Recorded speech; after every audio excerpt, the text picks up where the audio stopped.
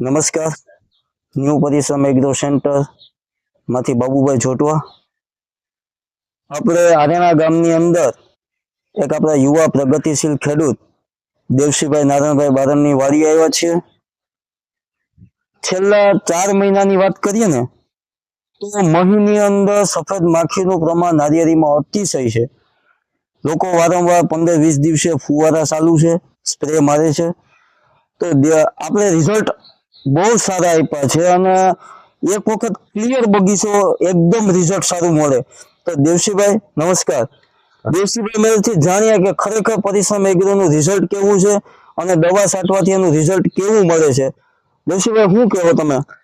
દવા છાંટવાનું કામ તો બહુ રિઝલ્ટ સારું છે મને, અને પરિશ્રમ એગ્રોમાંથી એની માહિતી કહે ને એ પ્રમાણની જ દવા લેવાની, અને એ લોકો જગદીશભાઈ અને બાપભાઈ જેમ કહે ને એ પ્રમાણનો ડોઝ મારવાનો, એટલે તમને પરફેક્ટ રિઝલ્ટ મળે હશે. બરાબર. તમારી આજુબાજુમાં ઘણા બગીચા છે હા સર, જે પરિશ્રમ એગ્રોમાંથી દવાનો સ્પ્રે નથી કરતા, તો એ ખેડૂતમાં આપણા બગીચામાં કેટલો ડિફરન્સ લાગે? જમીન આસમાનનો માનો ને 80 થી 90% કહું ને તો એ મને બાજુવાળાના બગીચામાં મારે બહુ મહી છે, અને મારામાં છે એમાં મને જગદીશભાઈ અને બાપભાઈ જે દવા દે ને એ પ્રમાણે મારે રિઝલ્ટ બહુ સારામાં સારો છે.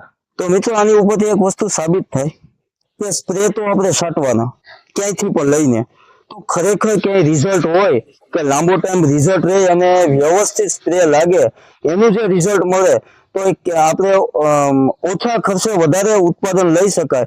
તો આ માહિતી માટે અમે દેવસીભાઈની વાડી આવ્યા. તો ખરેખર નારિયેળીની શાઇનિંગ પણ સારી છે, રિઝલ્ટ પણ બહુ સારું છે, એટલે રિઝલ્ટ જોવા માટે અમે આવ્યા છીએ. વસ્તુ